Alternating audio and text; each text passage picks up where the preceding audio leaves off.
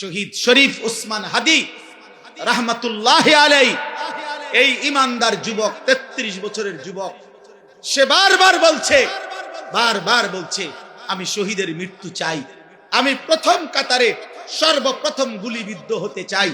সে বলেছে সে দেশের জন্য আমি আমার শেষ রক্তটুকু দিতে চাই। এই যুবক ইমানদার ছিল, 5 ওয়াক্ত নামাজ পড়তো প্রতিদিন, খোদার কসম সে ফজরের নামাজ জামাতে পড়তো। তার বাবা আলেম ছিলেন, সে নিজে হাফেজে কোরআন ছিল। ফজরের নামাজের জন্য ক্যাম্পেইন করত, বন্ধুদেরকে উঠাইতো, ফজরের নামাজ সহ 5 ওয়াক্ত নামাজ জামাতে পড়তো। যেদিন গুলিবিদ্ধ হয়েছে সেদিন সে জুমার নামাজ পড়েই এই প্রথম ঘর থেকে মসজিদ থেকে ফিরছিল, তো এরপরে গুলিবিদ্ধ হয়েছে।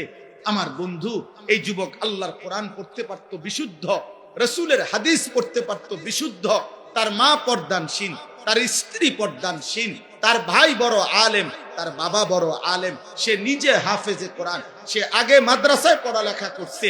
আল্লাহ তাআলা এই জন্য বলছে, যুবক দেশ প্রেমের কথা তো অনেকেই বলে, মাতৃভূমির কথা তো অনেকেই বলে, রাজনীতির লম্বা লম্বা স্লোগান, বক্তৃতা, বিবৃতি অনেকেই তো মারে, কিন্তু আমি আল্লাহ তোর কলিজায় ঈমানও দেখলাম, দেশ প্রেমও দেখলাম, দুইটা আমি একসাথে গ্রহণ করে। তুমি হাদি চেয়েছিলে মাত্র 500 ভোট, সে বলেছিল এইবার আমি প্রার্থী হয়ে মাত্র যদি প্রথমবার 500 ভোট পাই তাইলেই আমি ভাগ্যবান মনে করব। আর শাজিমের মালিক আল্লাহ বলে, তোর ফজরের সেজদার বদৌলতে আমি আল্লাহ 18 কোটি মানুষের সমর্থন তোকে দিয়ে দিলাম, যা। সে চেয়েছে 500 সমর্থন, আল্লাহ বলছে যা, 18 কোটি মানুষের সমর্থন যুবক তোমার জন্য দিলাম। কত হাফেজ, কত আলেম, কত মুফতি, কত মুহাদ্দিস, কত ফকিহ, কত পীর, কত বুজুর্গ, কত আউলিয়া, কত হাফেজে কোরআন, তালেবে ইলম, 90 বছরের বুড়া, 4 বছরের বাচ্চা, সবাই এই ইমানদার যুবকের জন্য অঝরে চোখের পানি ফেলে কাঁদছে কিনা বলো ভাই? আজকে আমি তার কবর জিয়ারত করছি, আজ আমি তার কবর জিয়ারত করে আসছি 11টা 11:30টার দিকে।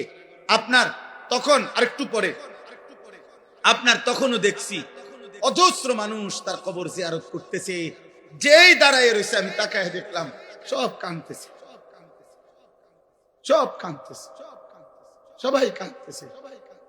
আমার ভাই, তার তো ব্যাপক কোনো দীর্ঘদিনের রাজনীতি করে নাই, কোনো টাকা পয়সা খরচ করে নাই, কিন্তু তার মধ্যে ইখলাস ছিল, ইমানের মধ্যেও বিশুদ্ধতা ছিল।